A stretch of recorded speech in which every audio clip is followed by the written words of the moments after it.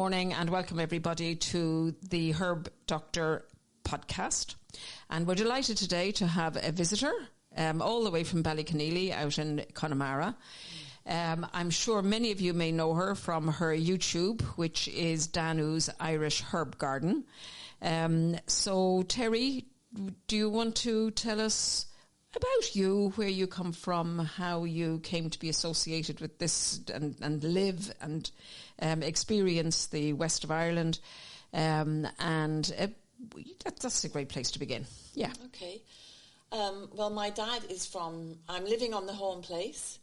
My dad was one of 4 brothers. He emigrated to England. He met my mum, whose family had all emigrated. And so I grew up in the northeast of England, in Stockton-on-Tees near Middlesbrough, and we would come over to Ireland during my childhood to visit the family, and we would just be let run wild, and it was just, I wish I could go back. It was the best time of my life. And it just, coming from a very industrial area of the northeast of England, where there was a lot of steelworks, there was a lot of shipbuilding, chemical industries, very industrial area, to come to Connemara, it was a stark difference, and it just touched something in me. It just woke something in my heart where I just yearned to be always in Connemara. So as soon as I grew up and got to a point where I was able to, make that decision to move, I moved. So I've been in Connemara now since 1994, so that's over half of my life I've been in Connemara, back in my roots. Okay. I actually share some of that story with you because I spent 20 years in London, and with that yearning, for purple heather and mountains and terrain is a word we use a lot in herbal medicine, and it was something that I definitely, if any of you know the song Caledonia, or all of the emigrant songs, I would be in tears. Coming back to Ireland every summer, I'd go home and I'd be miserable for 3 weeks. God. I would say to people, don't expect anything but, sad, glum face for 3 weeks, and then I'll be back to my usual positive, optimistic, That's exactly it. So, and it's part of your sinews, isn't it? Absolutely. It's your bones and your blood. When you walk along the Connemara roads at dusk, for example, when you're in that liminal space, it's as if all the walls, all the stones are the skulls of the ancestors, and the long stony walls just make me feel this is where I belong. Yeah. That's what I am part of. So, it's that terrible pain when you have to leave. Exactly. Well put. Yeah. So where did the connection with the herbal medicines and home treatment and sharing that knowledge, and where did the knowledge come from? How did you set about, having all of this knowledge, or how did it happen? Well, first of all, it happened because I think coming to Connemara from the northeast of England, you're in nature, you're let loose to run wild. So we're by the seashore, we're in the fields and the meadows, we're on the bog, and each little terrain is different. But each terrain would offer these amazing sensorial experiences, the smells, the touch, the feel. I mean, every time I smell mint when I'm outside, if somebody crushes a little bit of water mint, it just takes me right back to my childhood. Same with the privet flowers. I'm straight back. Same with the taste of the fuchsia, when you lick the honey from the fuchsia. Those experiences marked me in such a way that I just loved green. I just loved the green world. And I would go to parks and cemeteries in England to try to make that reconnection, but it was never the same. It was either weak or it was covered in dust, and it just did not have that same freshness and wild life energy that it does in Connemara. So that's what touched me first. And then my brother and I, when we were kids, we loved playing, cowboys and Indians from all the movies that we saw. And we learned that for the American Indians, everything had spirit. So I think we became animists when we were young. And so that was the beginning for me, was respecting all the plants as being living, sentient beings. And then when I had my first child, I wanted my pregnancy and delivery to be as natural as possible. And that's when I began to look at, natural paths other than the ordinary allopathic path. And following that, I wanted to learn about plants and learn about their medicinal properties. But at that time, when I was a young mother, where I lived in England, there was no mention of it anywhere. It was as if it was something that belonged to the past and had been left there. Mm-hmm. So I didn't even know it was still possible. So, to learn. So I had to find books, and that's how I started with books. And how old is your daughter now?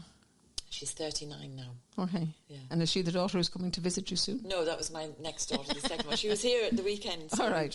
we just had her here. So how many children just do you have? And grandchildren? Just one. Just one. Lovely. So so you went from being a young mum with a yearning, but nothing visible.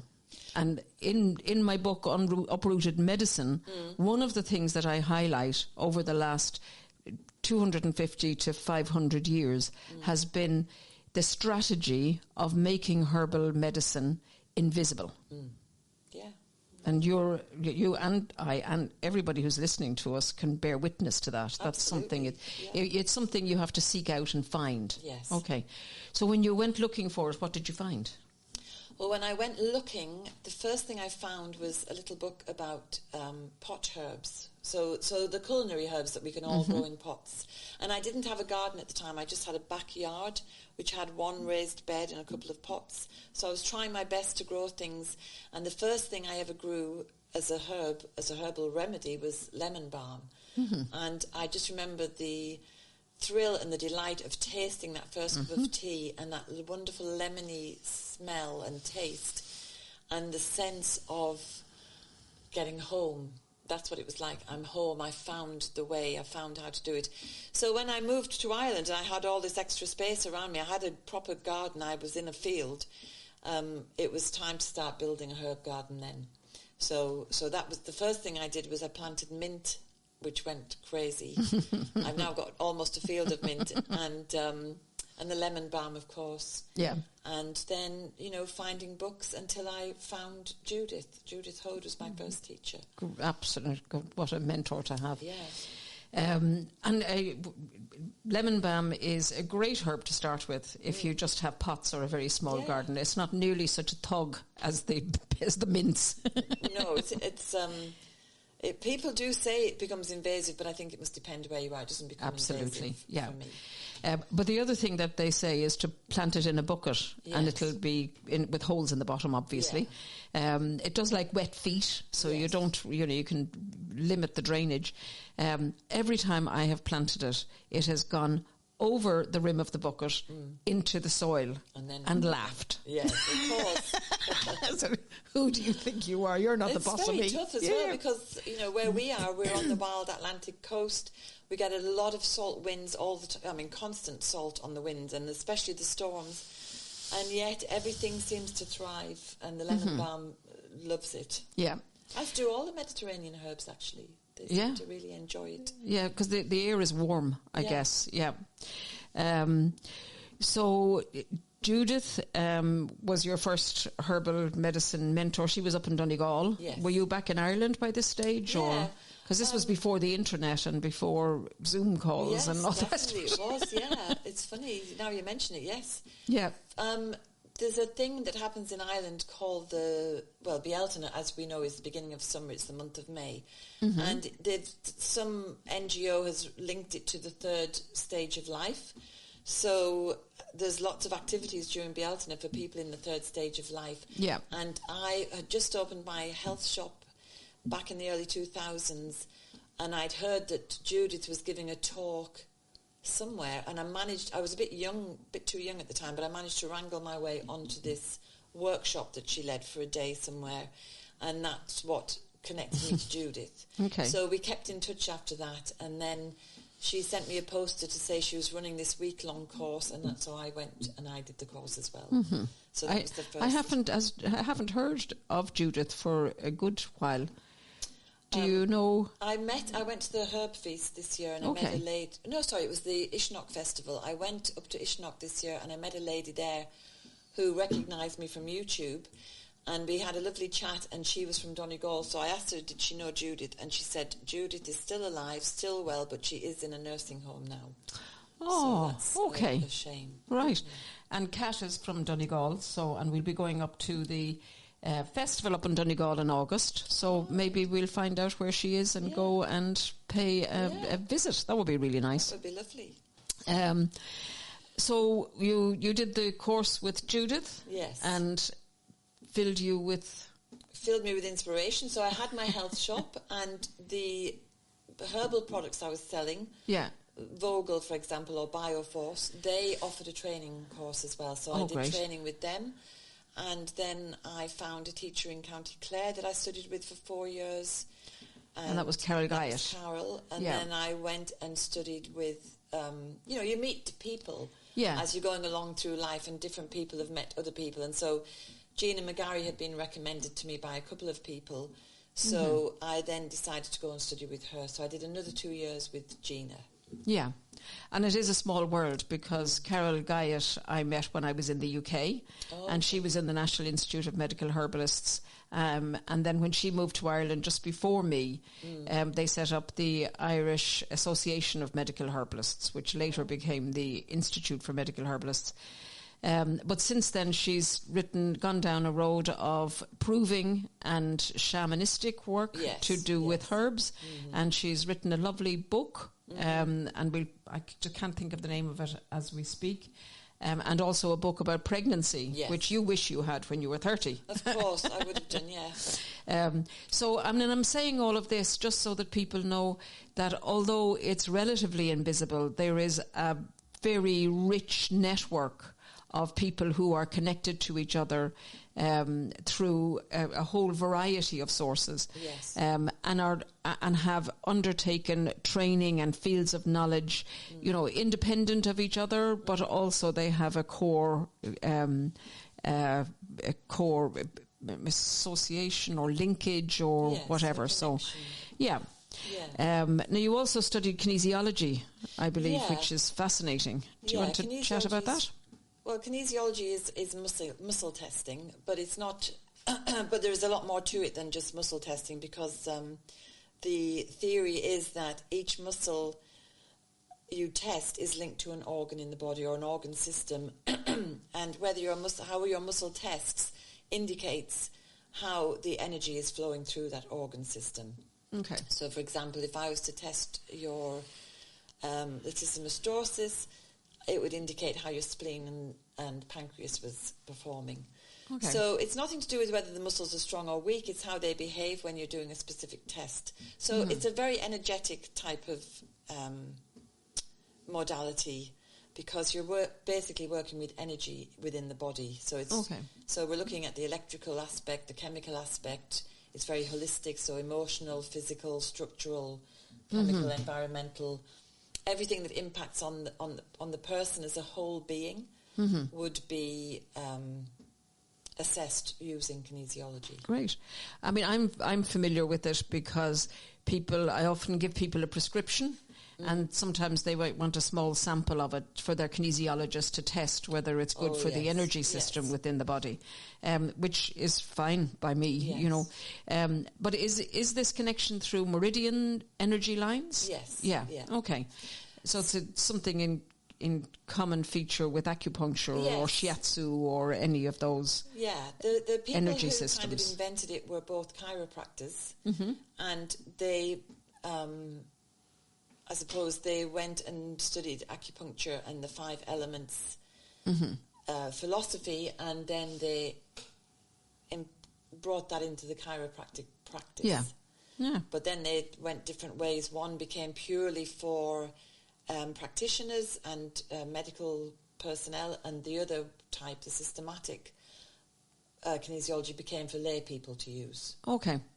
And I think it's nice to go through these kind of parallel systems of medicine just to show how medicine has always been diverse. Yes. It has always been emerging.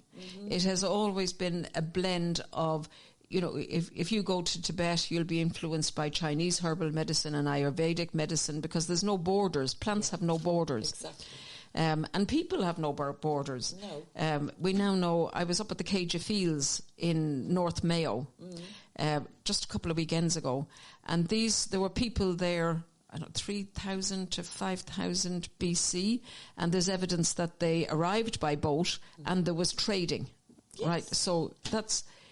I mean, I think if you look at our ancient ancestors, they did. That was the only way they could move, was to travel by boat. And I mean, look at everything they found at the Hill of Tara, the Barbary ape, and what's those blue beads? The blue. It's not lapis lazuli; it's something else. But anyway, yeah. So people move. You know, in this day and age, to kind of not recognise that and to think this is a big now issue is to kind of ignore the whole of history. Exactly. Interestingly, which I didn't know before, the people who farmed then at that time, and it's the biggest expanse of managed agriculture in the whole of Europe. I can't remember exactly, but they have no genetic relationship to us. Something happened which totally wiped out that whole the people of that system, or they moved. We don't know why, but isn't that fascinating? Well, it probably ties in with one of the invasions of Ireland, because you know when was it Caesar who came from Egypt? Yeah, that's Scotia, his daughter. All died in a plague. Yeah, so then apparently... I think it might have been before that even. But I don't know. I'm not a historian. I just found this absolutely fascinating.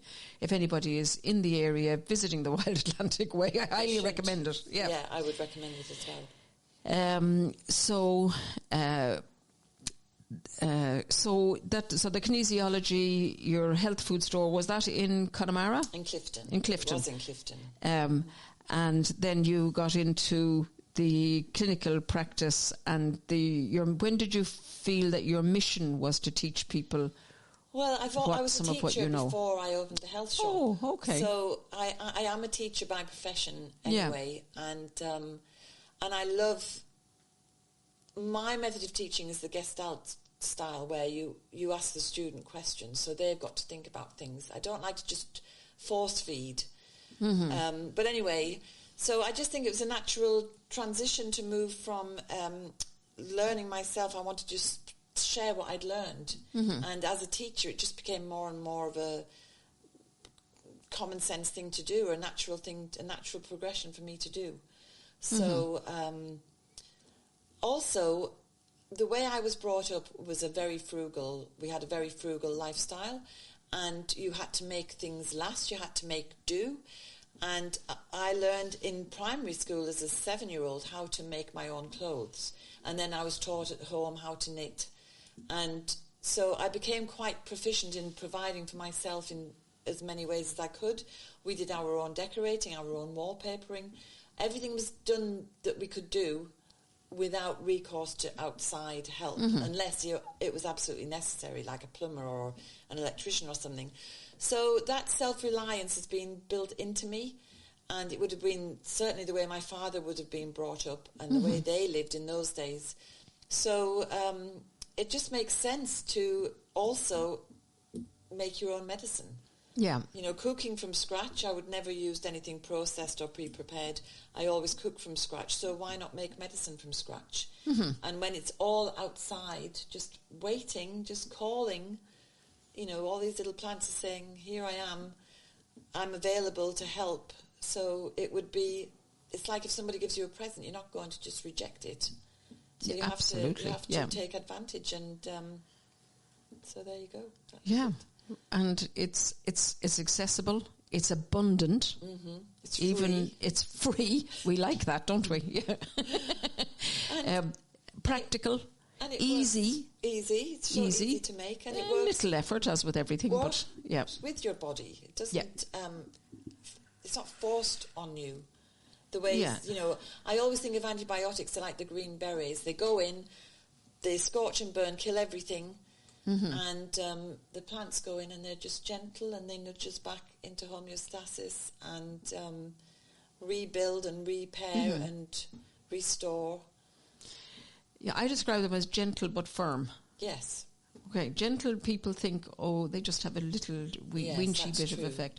whereas I describe it as firm. Yeah. If I demonstrate it like on a herb walk or a teaching session, I say to somebody, a volunteer obviously, without any medical problems to do with mobility. Yeah. And I say, no, I'd like you to move from here to there, and I want you to do it in 2 ways.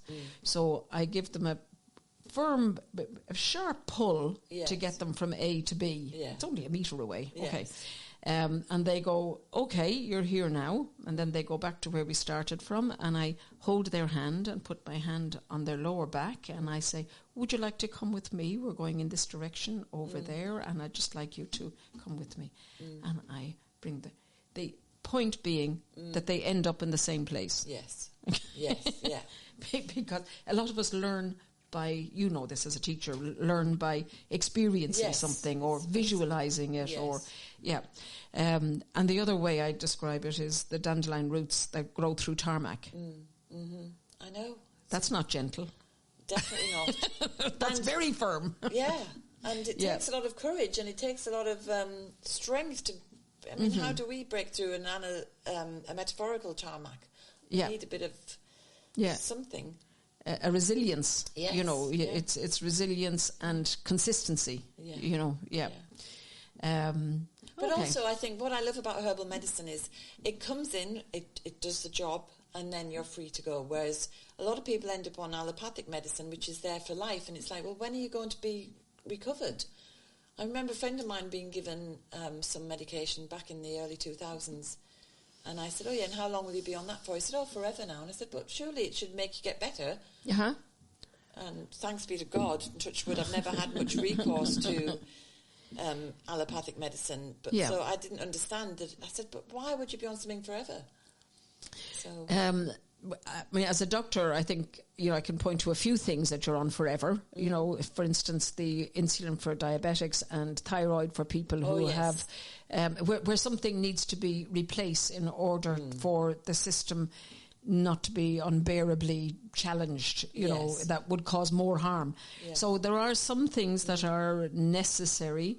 So for many people, they're very surprised that I'm kind of going, that's a good choice for what you're experiencing and how your body needs support if there's a permanent organic structural damage. Yes. The irony for herbal medicine is that we see people at the end of the range that they're very ill because it's invisible, because we need more Terri Conroys. Yeah.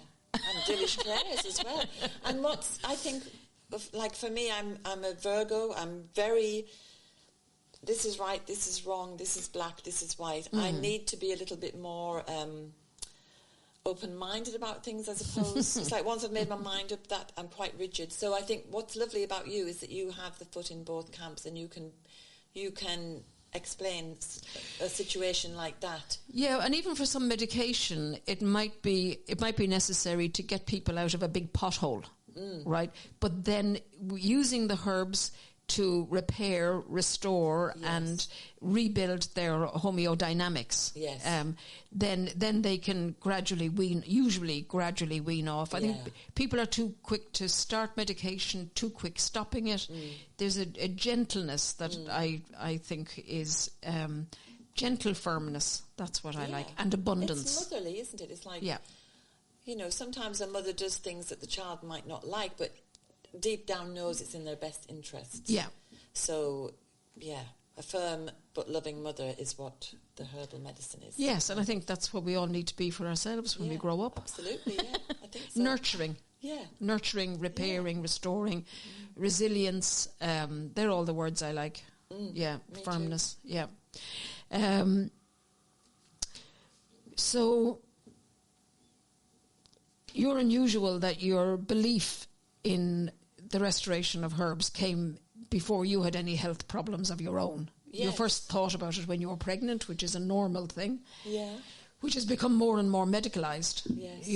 And in Ireland, the caesarean section rate is between 40 and 50%, and 50% consistently in some hospitals. Yeah, it's terrific. Check it out, guys. Because not even that intervention, but...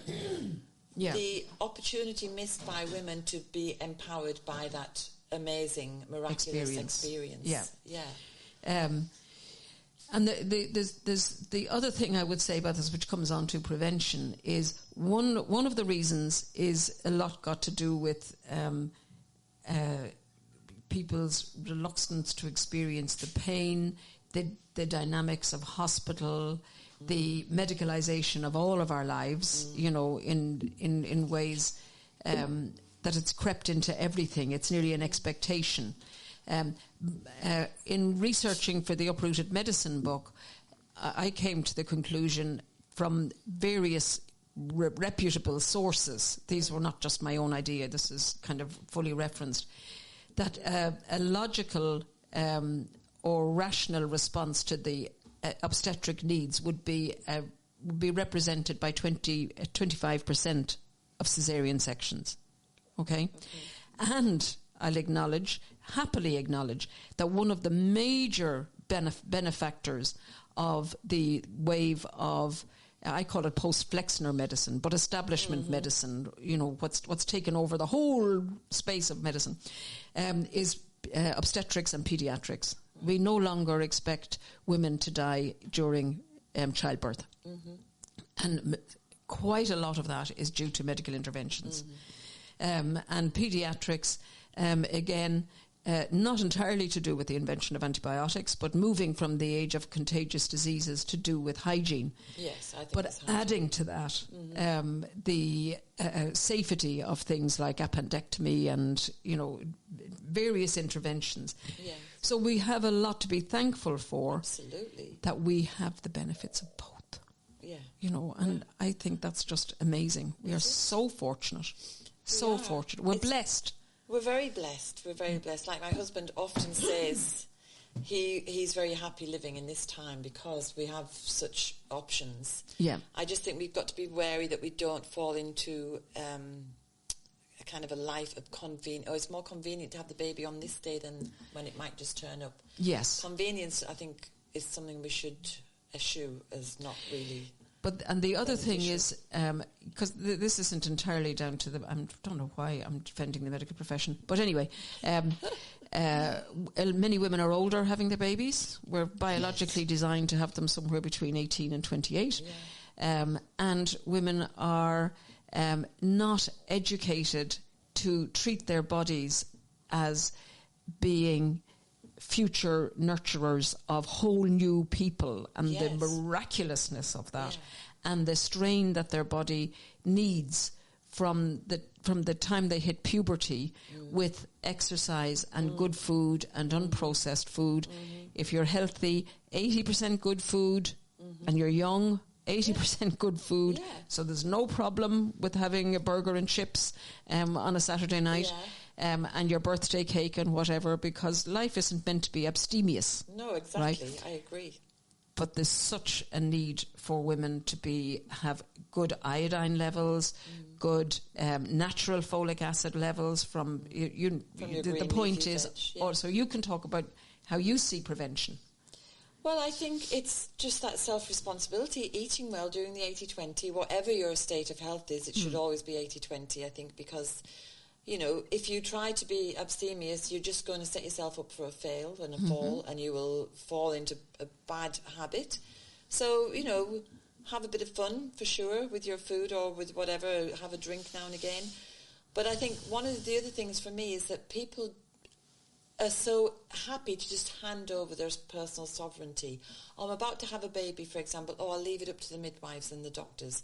Instead of...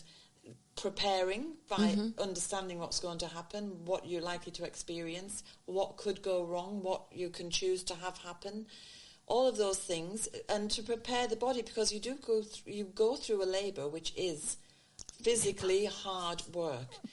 And you know, I was very lucky.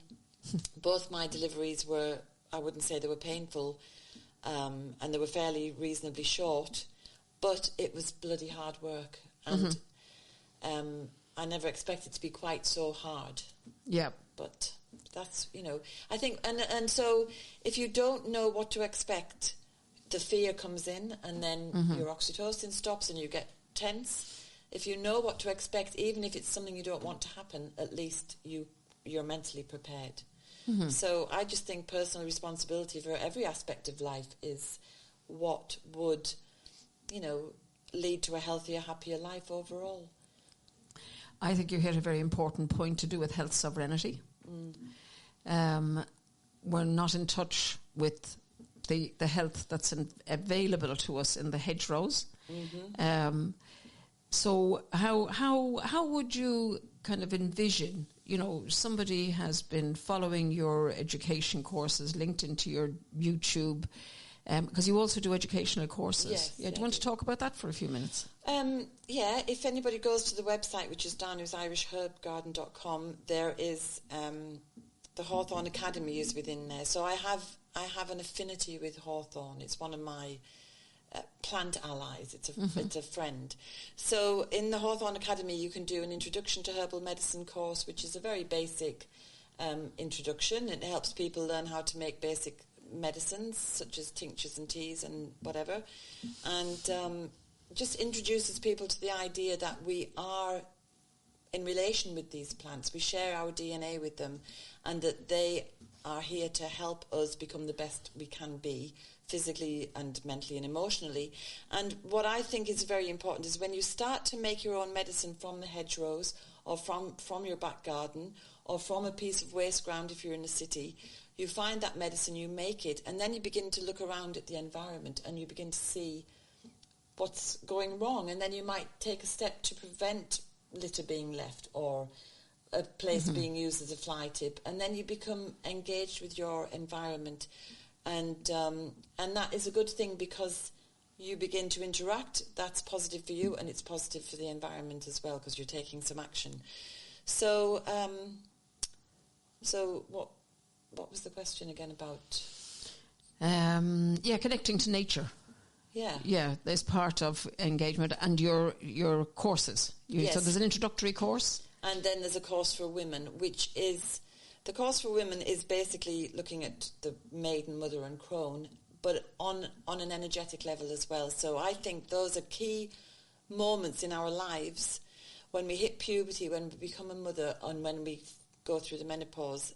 These are power points, and girls are embarrassed and ashamed that they're having a period.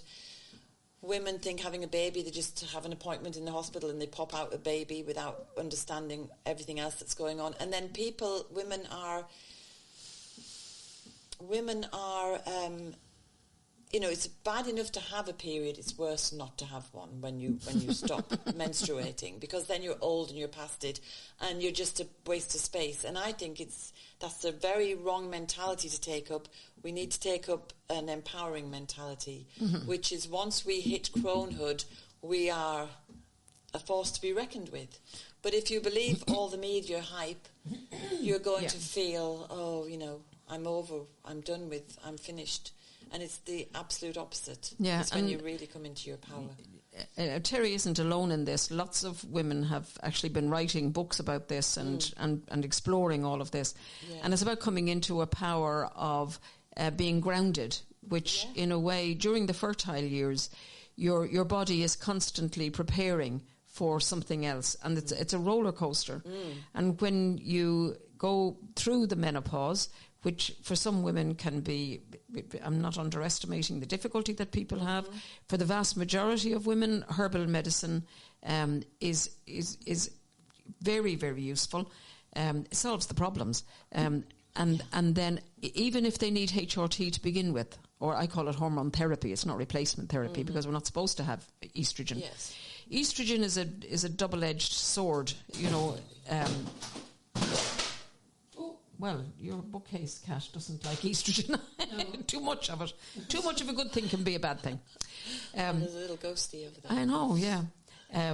So for some women, if their symptoms are so severe, I start them on hormone therapy, but not intending for them to be still on it 10 years later because the increased incidence of breast cancer is still there on prolonged use. Progesterone has quite a lot of side effects of its own, but it's not needed. No. So this goes back a long way for me in terms of why a lot of prescribed medicines that I was prescribing was not rational. Yeah. Right. Yeah. So, but by doing this is where I use collaborative medicine, right? Where you collaborate with the best of both. Yeah. But even for very severe symptoms, most women are off the HRT after somewhere between 6 and 18 months, not 5 to 10 years. Yeah. And for most women with mild to moderate symptoms, it's the herbal medicine is all they need. That's all they need. Along with all of the hydration and be eating healthy food and all of that. It's almost impossible. Using herbs otherwise is like trying to do something effective with your hands tied behind your back. Yeah, I agree. You have to have the dietary changes and the lifestyle amendments and mindset as well. Yeah. But they're not as difficult as people think, and they're much more obvious and less expensive than all this processed food. Yeah. I mean, processed food seems to be cheap, but what is the ultimate price that people are paying? You know? Yeah, and I think, but I think going back to the 3 PowerPoints, motherhood as well. It's just something that's done. People have forgotten it's an amazing miracle. You've actually created and grown and delivered a brand new life, a whole new human being. And who gets all the presents? The baby. Mother is not really looked at. Everyone's, isn't the baby lovely? And it is lovely and it's wonderful. But the mother has just gone through this incredible experience that only women can go through. And it's kind of sidelined, really. It's not acknowledged anymore. And it comes with its own hormone disruption and a lot of emotion. So I think women need a lot of assistance and help and support when they become new mothers. Yeah. Except they're supposed to be able to just get on with it and know what to do, but it's not like that, is it? So that's what that course does. It acknowledges all those issues and it creates rituals for people. Yeah, it's just coming to me that it's not just transformative event in women's lives. It's actually a metamorphosis. Where one body becomes two. Yes. Like the caterpillar changing into a butterfly. This is a woman who has changed. The changes to the immune system are phenomenal. Yes, the brain and everything. And absolutely. And when you think how hard it is for a sperm to actually fertilise an egg, the odds against it ever happening, it is an absolute miracle. Yeah. And that's when men need to man up and realise how important they are. Where fathers are involved, it's very important for them to know their own strength. Yes. In being a man and being a supportive part of this whole thing, or partner, of course. So are there other courses? There's the introductory course and then the women's course. Yeah, and then there's making a flower essence and finding a plant ally, which is moving into the shamanic, more energetic relationship with plants, which I think, to me, is important because it makes learning about plant medicine more rounded. You're not just taking it as a thing, as you would an allopathic remedy. You're working with an ally, with a friend, with a relation. And Michael Pollan, my husband was telling me, he's a researcher, he's a scientific researcher. He's just published an article explaining that plants have 20 senses that can now be recognised. So they can see, they can hear, they can sense. I don't know what the other senses they have are because I haven't read the article yet, but we know they can see because they have the same cells that we have in our eyes, the rods and the cones, on their stems and leaves. And we know they can hear because if you play them a recording of caterpillars that munch on them, they will release chemicals and pheromones or whatever to repel those insects or to call in maybe a parasitic wasp that will kill off those pests on them. So they're very, very clever, and they do lots of things that we presume only humans can do. So amazing. I think if you can communicate on that energetic level with a plant, it enhances your experience when you're making medicine, when you're taking medicine, and when you're helping your family as well. It's much more holistic and rounded. And in terms of academic medicine, this follows the Gothian, I'm not sure if I'm pronouncing it right, Gothe, sciences, Gothe, fine, Goetke, yes. of experience. And in that school of learning herbal medicine, you sit with a plant and you draw it and you smell it and you watch it grow and you watch it mature and you acknowledge your own feelings. Yes. So it's a two-way relationship. Yeah. So we've taken science as being a very reductive experience rather than a curiosity. Yes, I was going to say on each individual. Yeah. Because, I mean, science used to be natural philosophy. Yeah. And it was everything at once, but then they began to compartmentalize. So that just definitely reduced things. In the same way that current establishment medicine isolates the heart from the lungs and the gut from nearly the throat and the colon, the large bowel, and you're like treating them all like compartments, and the brain, of course, we know very, very, very, very little about, and yet it's the powerhouse of a powerhouse of energy. But you know what I think? I think the digestion is core, but I think the heart is the heart of the matter. Yes, I think so. Yeah. Yeah, because, I mean, the heart, they're discovering new types of cells in it all the time. It's got neuronal cells and everything. And I think when we talk about the gut and digestion, it's also what we digest, not just physically eating, but what we digest through reading and viewing and listening and, that sort of thing as well. And this is where I would encourage people to tune into your YouTubes, because that would be soothing and connecting and kind of restful.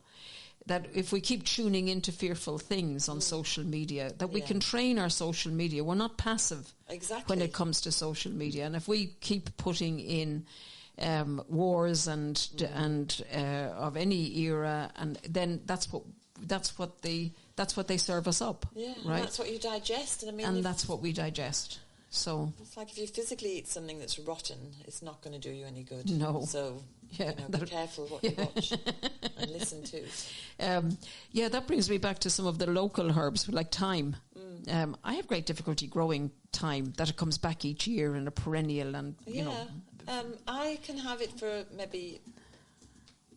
It will come back after 1 year, but it doesn't last for very long. So maybe it's a short-term perennial. Yeah, and do you have a way of propagating it? Well, you could just... If you layer it down and pin it down with a double hair grip or whatever, and put some soil over it. Yeah, you can do that with rosemary as well. Yeah. I find that most successful with sage. Yeah, sage is takes madly. Yeah.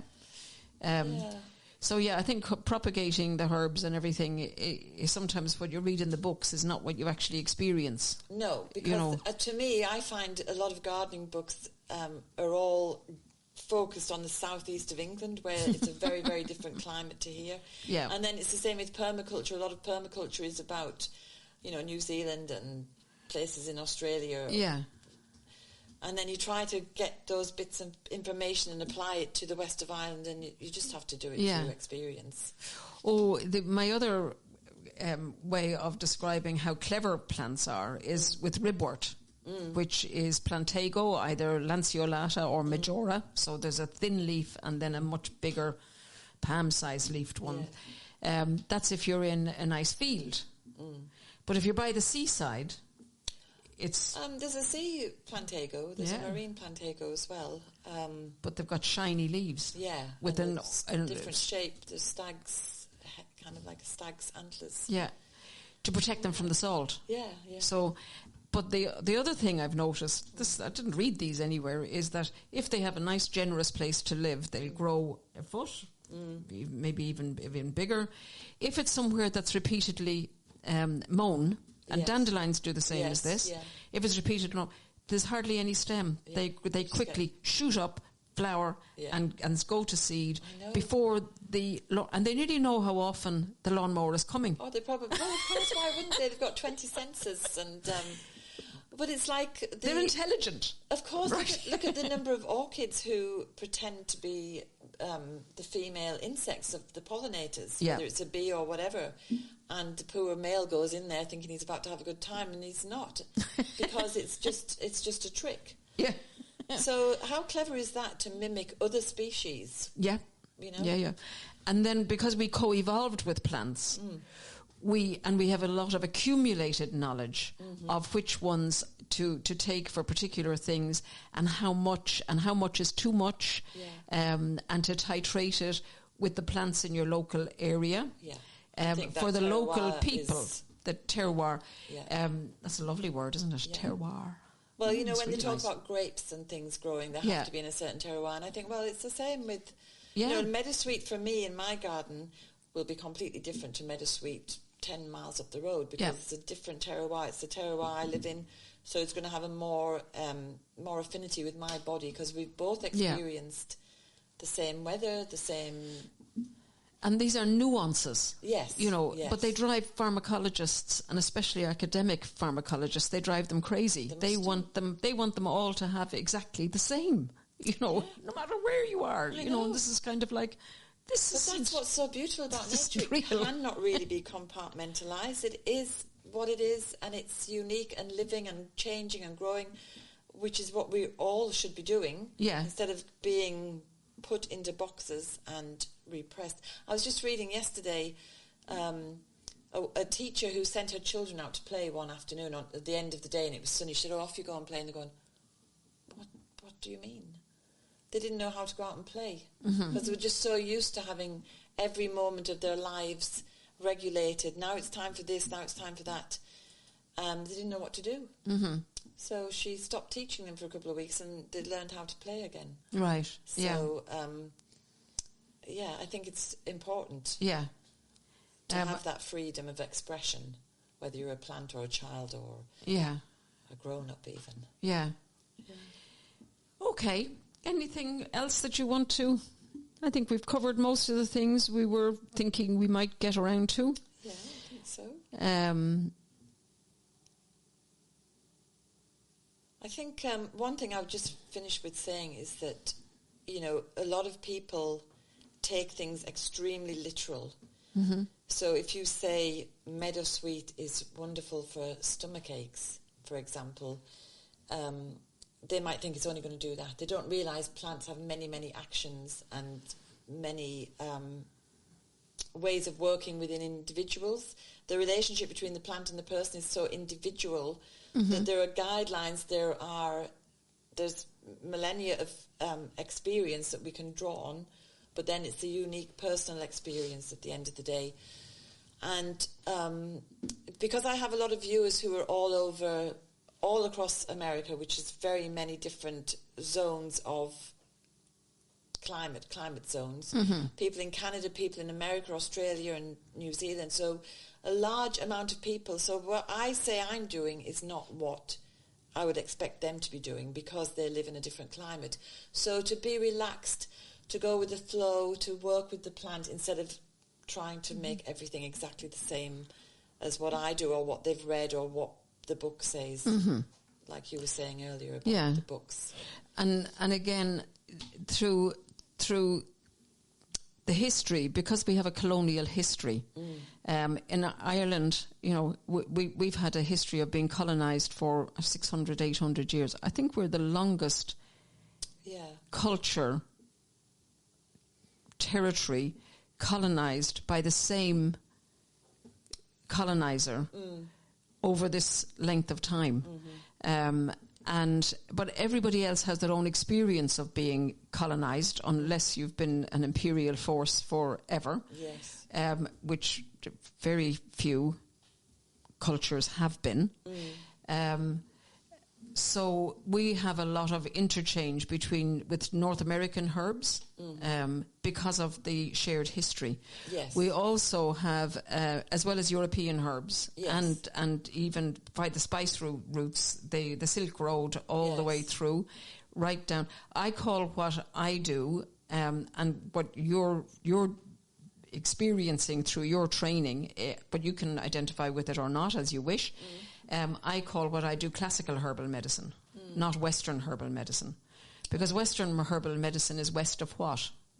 Yes. It depends on where you are. I suppose west of the Middle East, I suppose, because the Arab world, the East, the Arab world, and then the West, I suppose, is what was meant. Well, I think from the time that they started describing it as Western herbal medicine, it was west of China and India, because our roots are actually in Persia, going up to Arabia, the classics, the Roman diaspora, colonialisation, which never made it to Ireland, which makes us again quite unique. But then the colonisation of America, the boats, the slave boats going across, they needed something to bring back. They brought back the herbs. The same with the countries from Spain to South America, all influenced by Christianity. It's all in the uprooted medicine. So all of that means that this current wave of industrial medicine is in keeping with the Flexner report in North America in the early 1900s, and this is now spreading globally. Yes, it's another form of colonialism. It's another form of colonialism. Yeah. But it's your personal sovereignty this time, your health. So each of us taking our personal sovereignty into our hands, into the hands of an abundance of nature wherever you are. Yes. Okay, so what we're both saying is to take the references near to where you are. Yes. And this is not to take away from the diversity of, of people going from Ireland to England, from the Chinese diaspora. There's always a mix and a meld. This isn't to say this is our medicine and that's your medicine. It's always been mixed and matched. But to choose the one that resonates with you, and as much possible as local herbs. Of course, I would say. Then it's fresh. Yeah, and we were saying earlier about it all depends as well on if you're a professional herbalist, on what herbs you can resource. Yes. And I have no way of resourcing purple loosestrife except to harvest it myself, which I've actually started doing each year. And there are lots of other herbs that have been, like ivy. Ivy actually has very good references for clinical studies.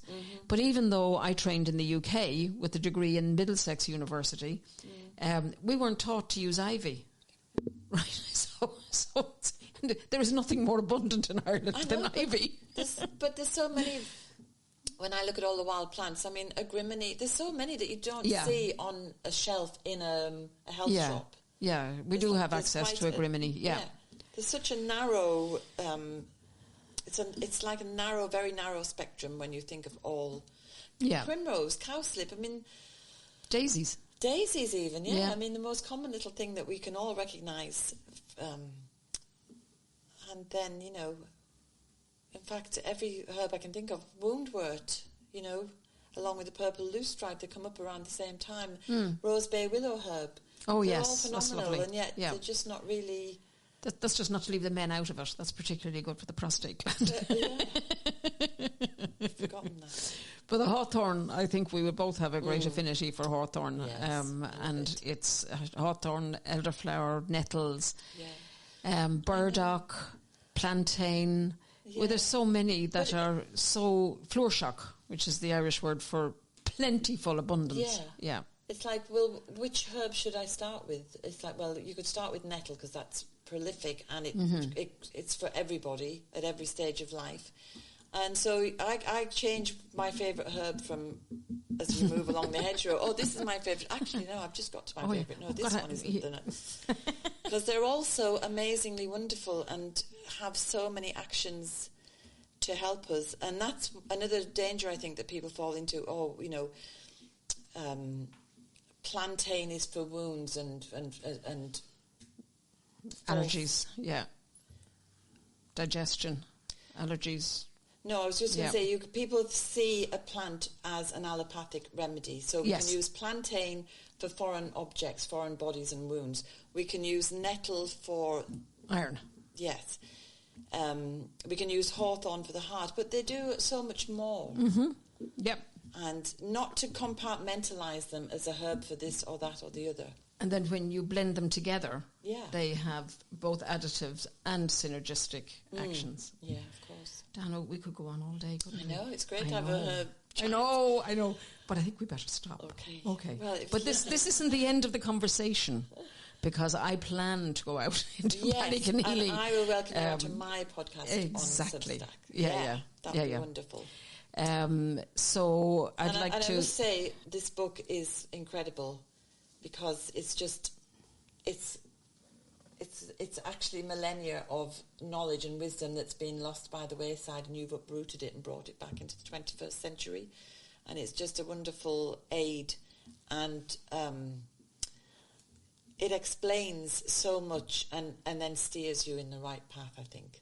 I think everyone who wants to work with herbal medicine should have a copy of this. And I think it's collaborative. It's about the best of both, because we live in a world of diversity and adversity and dualism. And I can never understand that. From childhood, I could never understand that. I know. It's just a few small people who prefer it like that. This was sparked by the question, why did they not teach me herbal medicine in medical school? And look what happened. Yeah. But that's a good question to ask. It's a book. Yeah. But it's not a book until it's read. So, so I'd like to thank everybody for listening. I'd like to thank Terri for coming and joining us, and I would love to hear comments and refer you to this podcast, and if there's any subjects that you want us to particularly talk about, that would be really good. So let us know. Anything you want to say, Kat? I have no mic. Oh, okay. You can. I'll say it for you. Just say thanks for our lovely guest. Yeah. And we hope that you'd love to come back to us again. Oh sometime. yeah, definitely. And you're going to go out on a jolly. Yeah, together. to celebrate the herbs. So that'd be great. Great. And we're going to put it up. We'll put it up on the both podcasts. So great. All good. Okay. And well, Terry's is available on YouTube and the website Danu's Irish Herb Garden, and on Substack. All Danu's Irish Herb Garden. Okay, great. Okay, thanks everybody. Thank you so Bye. much. Lovely to talk.